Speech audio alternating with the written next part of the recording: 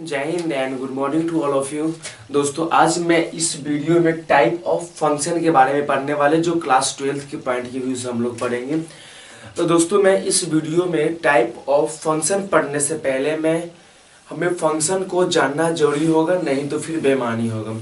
यानी हम सबसे पहले जानेंगे फंक्शन होता क्या है और फंक्शन के बाद फिर हम लोग पढ़ेंगे फंक्शन के प्रकार को पढ़ेंगे। तो सबसे पहले हम इस वीडियो में देखेंगे हम फंक्शन क्या होता है। तो दोस्तों ध्यान देंगे फंक्शन, तो फंक्शन एक प्रकार का मशीन को समझेंगे। फंक्शन क्या होगा, तो function a type of a machine. अगर इस मशीन में हम कोई भी इनपुट को डालेंगे तो उसका आउटपुट कुछ ना कुछ तो मिलेगा ही, या जो भी मिले डाटा हमें नहीं मतलब क्या मिलता है, लेकिन जो भी कुछ ना कुछ अगर हम इनपुट को डालेंगे तो आउटपुट फिक्स है कि मिलेगा ही मिलेगा। यानी कहने का मतलब दोस्तों अगर हम डायग्राम के बेस पे समझते हैं तो अगर हम एक सेट ए बना लेते हैं, दूसरा सेट यहाँ पर बी बना लिए जिसमें 1 2 3 है, यहाँ पर ए बी सी और डी एलिमेंट को रख लिए। तब दोस्त यहाँ पे देखेंगे क्या 1 को डाले तो हमें ए मिल गया, 2 को डाले तो 3 बी मिल गया। अब इसको छोड़ देंगे। अब जरा सा बताना क्या ये फंक्शन है, तो समझेंगे पहले। क्या 1 को डाले तो हमें ए मिला, 2 को मशीन में 1 को डाले तो ए दिया, मशीन में 2 को डाले तो बी दिया। अगर मशीन में 3 को डालेंगे तो क्या कुछ नहीं देगा, मशीन खुद को रख लेगा ना अपने पास में? नहीं, ऐसा नहीं हो सकता है। यानी कि 3 को भी डालेगा मशीन में, अगर नहीं डालेंगे तब ये फंक्शन नहीं होगा। समझ में आया? या मैं और एग्जांपल देता हूं, इसमें 1 2 3 4 ए बी सी। अगर 1 को 2 डालते हैं तो क्या दिया? ए दिया। 2 को डाले तो क्या दिया? बी दिया। 3 डालने पे क्या दिया? सी दिया। और 4 डालने पे भी क्या दिया? हमें सी दिया। तो क्या ये फंक्शन होगा? तो हाँ फंक्शन होगा। अब मशीन पे समझते हैं कैसे। क्या कभी कभी क्या होती है ना दोस्त, अगर हम गेहूं को डालें तो मशीन क्या देगी? आटा देगी, यानी पाउडर देगी, उसको पाउडर दे देगी। चावल भी डालेंगे तो उसको क्या बना देगी? पाउडर बना देगी। कहने का मतलब इनपुट मेरा दो था, गेहूं था और चावल था, लेकिन आउटपुट दोनों को एक जैसा मिला। यानी मेरा कहने का मतलब ये है कि मेरे इनपुट ज्यादा हो सकता है, मतलब ज्यादा इनपुट का एक आउटपुट हो सकता है। यानी देखिए 3 डालने पे भी सी दिया और 4 डालने पे भी सी दिया। क्या मशीन में गेहूं डालने पर भी आटा दे रहा था, पाउडर दे रहा था, और चावल डालने पे भी पाउडर दे रहा था।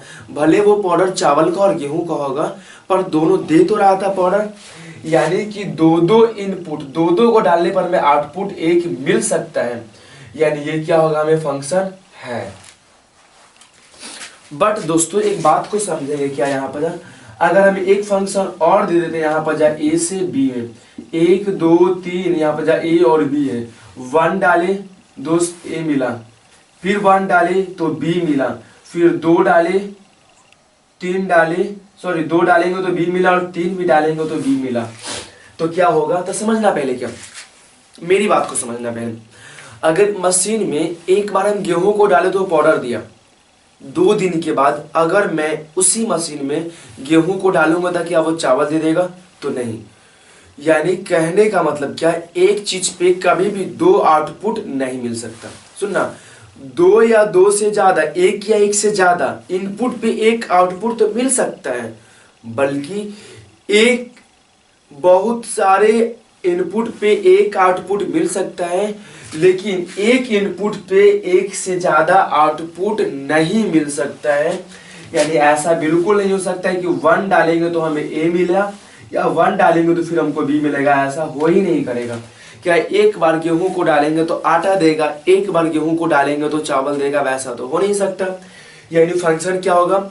सीधा सीधी मेरा कहने का मतलब क्या है, पहला चीज क्या कि फंक्शन में जो पहला सेट का रहेगा, यानी उसमें जो भी एलिमेंट रहेगा सबके सबको भाग लेना चाहिए।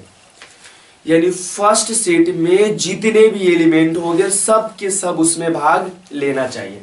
अब दूसरा क्या समझे कि 2 या 2 से ज्यादा का एक आउटपुट मिल सकता है, बशर्ते एक इनपुट का 2 या 2 से ज्यादा आउटपुट नहीं मिल सकता। लेकिन 2 था, 2 का एक आउटपुट मिला, लेकिन एगो का 2 आउटपुट नहीं मिल सकता है। यानी कि ये हमारा फंक्शन पहचानने का तरीका हो गया। तो फंक्शन का तरीका क्या हो गया, पहला सेट का सभी एलिमेंट भाग लेना चाहिए, पहला तरीका।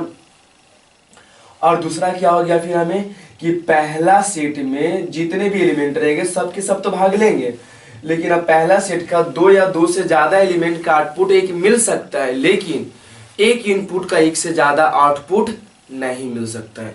अगर इतना दूर आपके दिमाग में हो गया होगा तो हम इसके बाद हम आगे बढ़ते हैं, तो फिर समझाते हैं, इसके बाद और एग्जाम्पल को देते हैं।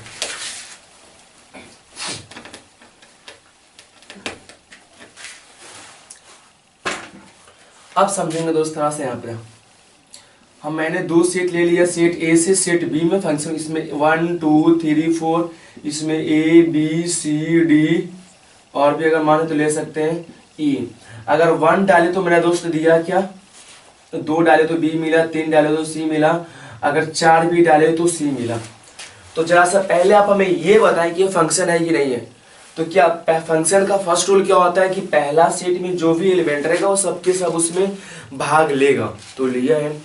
और भी क्या बताए थे कि एक इनपुट से एक से ज्यादा आउटपुट नहीं मिल सकता, देखना सब पे मिल रहा। लेकिन और क्या बताए थे कि एक से ज्यादा इनपुट को डालने पर एक का आउटपुट मिल सकता है, तो ज्यादा डाले तो एक मिला भी है, कोई दिक्कत नहीं है, ये फंक्शन है। अब समझेंगे जब फंक्शन होता है ना दोस्त, तो जिस फंक्शन में जो चीज को हम डालते हैं उसको डोमेन कहते हैं, जिसको हिंदी में प्रांत बोला जाता है। अब बताना इसमें, तो इस फंक्शन में क्या क्या डाले, 1 को डाले, 2 को डाले, 3 को डाले, 4 को डाले, क्योंकि 1 डाले तो ए मिला, 2 डाले तो बी मिला, 3 डाले तो सी मिला, 4 डाले तो सी मिला। यानी जो जो डालते हैं उसको डोमेन कहते हैं और हिंदी में प्रांत बोला जाता है। तो जो होता है 1 2 3 4 यही ना डाले, तो ये मेरा हो गया डोमेन। डोमेन के बाद हम लोग क्या समझेंगे, रेंज देखते हैं। रेंज को हम लोग परिसर बोलते हैं दोस्त, परिसर। अब परिसर क्या होता है अपने समझेंगे हम पहले। तो जो हम इनपुट को डालें और डालने के बाद जो हमें आउटपुट मिल रहा, डालने जो डालते हैं उसकी एवज में जो हमें आउटपुट मिलता है दोस्त, उसे हम लोग रेंज कहते हैं। यानी हमें आउटपुट में क्या क्या मिला, ए मिला, 1 से 4 तक डाले तो ए मिला, बी मिला और सी मिला, यानी मेरा ए बी और सी क्या हो गया, तो मेरा परिसर हो गया। अब आते हैं दोस्त कोडोमेन, एक होता है कोडोमेन, जिसको हम लोग बोलते हैं सह प्रांत। तो कोडोमेन का मतलब क्या होता है दोस्तों, जो आपको बाद वाले सेट में, आउटपुट वाले बाद वाले सेट में जितने भी एलिमेंट रहेगा सब के सब क्या हो जाएगा, तो कोडोमेन हो जाएगा। यानी मेरा codomain A B C D E इतना आ जाएगा। चलिए इसको फिर से समझते हैं अच्छे से।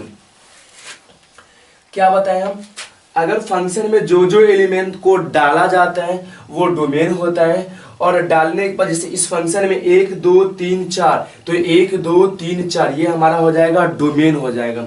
अब आते हैं फिर डालने पे हमें जो मिलता है उसे रेंज कहते हैं, यानी परिसर कहते हैं। तो 1 से लेकर 4 तक डालने के हमको मिला क्या क्या, ए बी सी, यानी यहाँ पर ए बी सी हमें क्या हो जाएगा, तो रेंज हो जाएगा।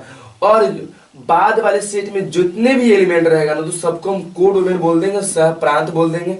यानी ए बी सी डी ई ये था हमारा डोमेन, रेंज एंड कोडोमेन। इसके अगले